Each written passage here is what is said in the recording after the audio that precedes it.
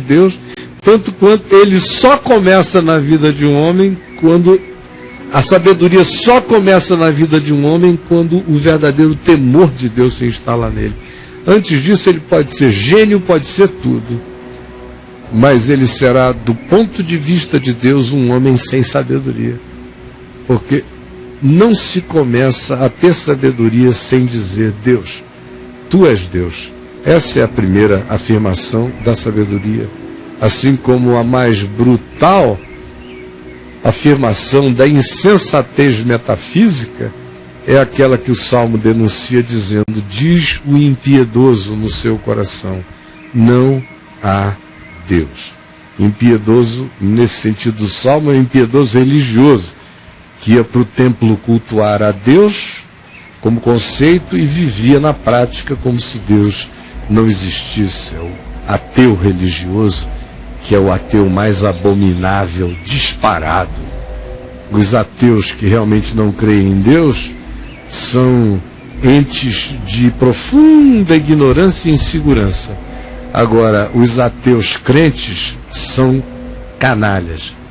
São os que cultuam a Deus e na prática vivem sem Deus na existência, sem o temor do Senhor no coração. Daí tudo mais o que decorre. Tem o último texto, à medida em que você foi lendo, eu fui me lembrando de tantos outros textos, mas tem o último que eu quero ler aqui, que é um texto que explicitamente nos diz no que consiste o temor do Senhor na prática do cotidiano. Provérbios 8:13. O temor do Senhor consiste, primeiro, em aborrecer o mal, que não é odiar o próximo, não é detestar os diferentes, não. É aborrecer o mal, é um conceito.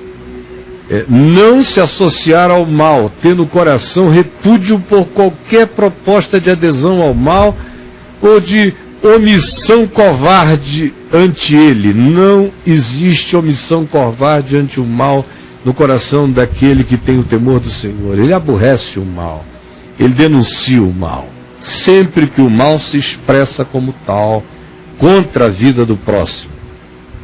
O temor do Senhor consiste em aborrecer o mal, ou seja, o temor do Senhor carrega não só essa dimensão de natureza ético-espiritual que repudia a maldade, mas ela carrega essa dimensão profética. Ela denuncia a maldade. O temor do Senhor consiste em aborrecer a soberba. Aborreço primeiramente em mim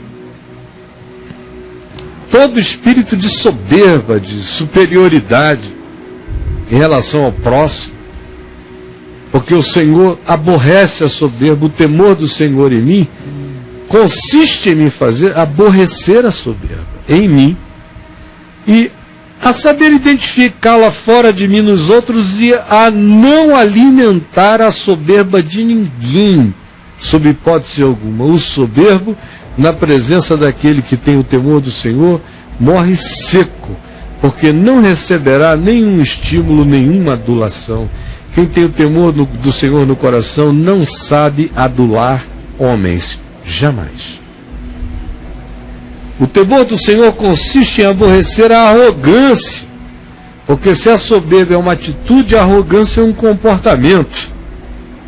Então, do mesmo modo como eu aborreço a atitude de soberba, aborreço igualmente o comportamento de soberba em mim, tanto quanto aborreço na prática dele na vida do meu próximo.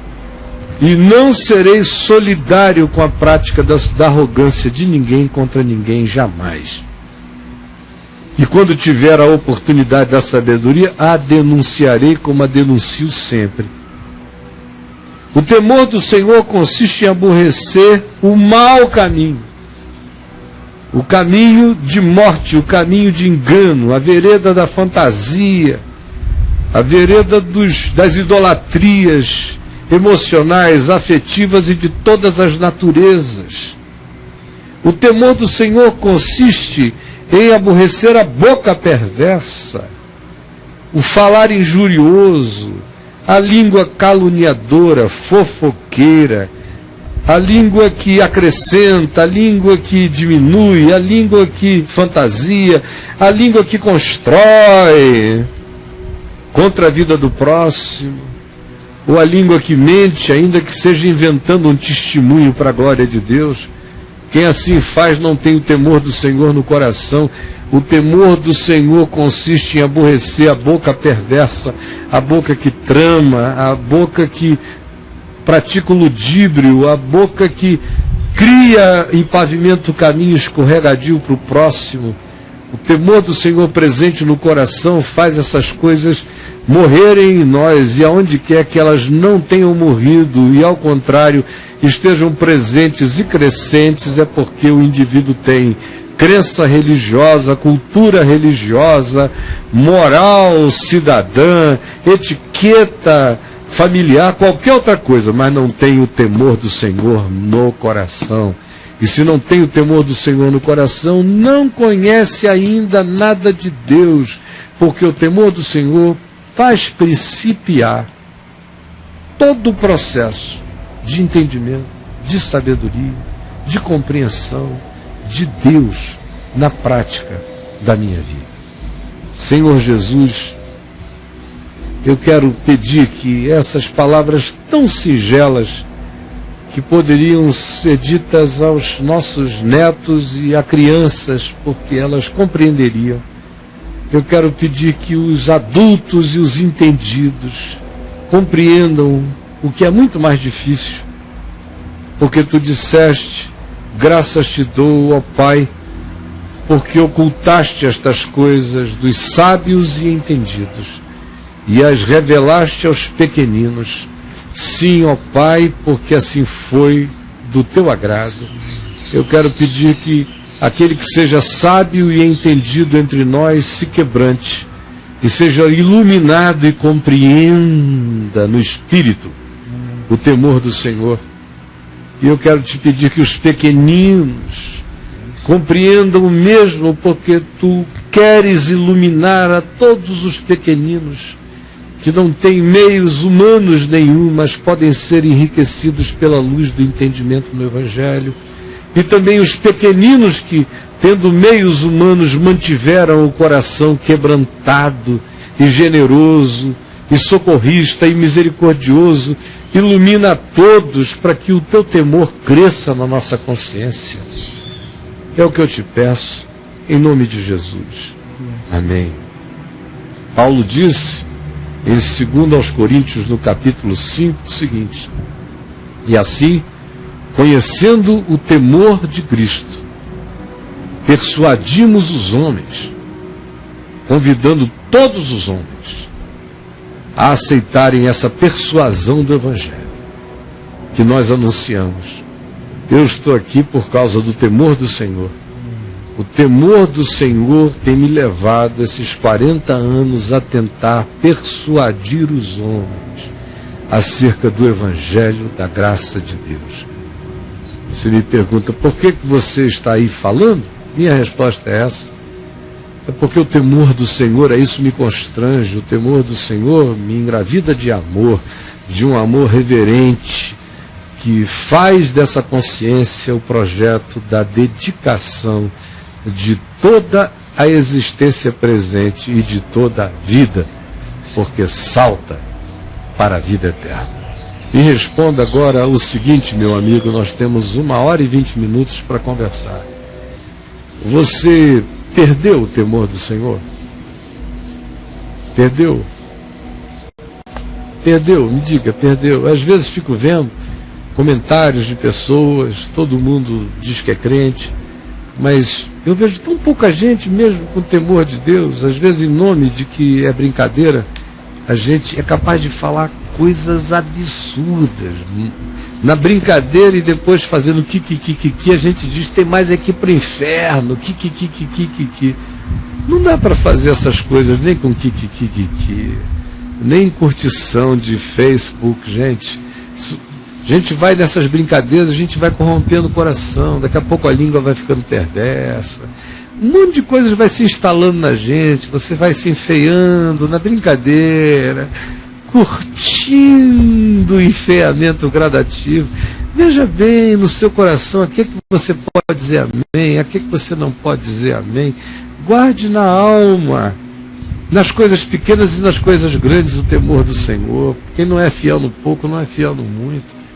Então me responda, você perdeu o temor do Senhor? Com honestidade. Com honestidade. Porque você tem medo de pastor, isso eu sei. Você tem medo de maldição de igreja, isso eu sei. Você tem medo de não conseguir o que você quer se você não frequentar a campanha, disso eu sei. Você tem medo de um monte de coisas. Só tem gente amedrontada por aí. Agora, o temor do Senhor, que é o que me santifica o ser, que é o que me faz sábio para a vida, que me ilumina, eu não vejo presente no coração dos que têm medo de Deus, até porque se houvesse temor do Senhor, não haveria medo de Deus e nem o que daí decorre. Estou falando do temor do Senhor, que faz você ir para a igreja, cantar em coral, pregar, fazer um monte de coisa, ser religioso, não fazer algumas coisas com medo de ser apanhado, com medo das consequências. Acredita na macumba mágica do ambiente onde você está, então tem medo de sair e ser amaldiçoado, mas não tem temor de Deus no coração. Tem medo da maldição do pastor, mas não tem temor de Deus, é capaz de ir para a cama com ele, com o pastor. Não tem medo de deixar de dar o dízimo, mas não tem nenhum temor em relação a mentir contra a verdade. Então são coisas diferentes. Muitos de vocês funcionam à base do medo. Estou falando do temor do Senhor, que não tem nada a ver com medo, mas que mantém a minha vida consciente, santa, olhando para dentro de mim, vendo o santo, dizendo ai de mim, e ao mesmo tempo dizendo afasta-te de mim porque eu sou um pecador e não te deixo nunca mais. E para quem irei eu, porque se só tu tens as palavras da vida eterna? E andando com ele, constrangido, apaixonadamente entregue todo dia, crescendo em consciência, ou isso morreu, você está aí parado. Crente, mantém as coisas para o gasto, tem algumas convicções, você não abre mão delas, mas o temor do Senhor não está presente. Não está presente. Quanto tempo faz que o seu coração não treme? Não é por causa de medo de maldição de pastor, é de ouvir a voz de Deus dentro de você, a palavra já revelada na Escritura, subindo, e você tendo o coração agitado, dizendo, Senhor, pequei contra ti. Não por causa de culpa neurótica, mas porque você conhece o Evangelho convenceu você de algo, e você se curva. Faz tempo que isso não acontece, a não ser que você seja molestado pelo cajado, porque sozinho. Seja verdadeiro. O que foi matando? Porque essa hipocrisia religiosa vai matando o temor do Senhor, vai matando o espírito de devoção, vai matando o carinho pelo Evangelho, vai matando tudo. No fim o cara está aí, crente seco, oco, ateu, cantando para Jesus, sem nada de Deus na vida e sem temor do Senhor no coração, mas pregando todo domingo, escrevendo textos na internet ou compartilhando com um e com o outro algumas coisas, dando uma de arrogante superior, mas podre de nada. Você perdeu o temor do Senhor? Escreva aqui pra gente. Eu sei que não é um tema pepecal, daqueles que dá frisson em todo mundo, mas tem a ver, meu querido, com a singularidade, significado do nosso entendimento, da nossa conversão, e de que tipo de vida, e de que tipo de espírito, e de que tipo de gente, e de que tipo de consciência a gente quer ter enquanto continua a viver neste planetinha que aguarda o dia da redenção. Nós vamos ao intervalo e eu volto com você daqui a um pouquinho mais, e agora é a hora de você abrir o coração com honestidade, de conversão, e botar tudo para fora, em nome de Jesus. Até já.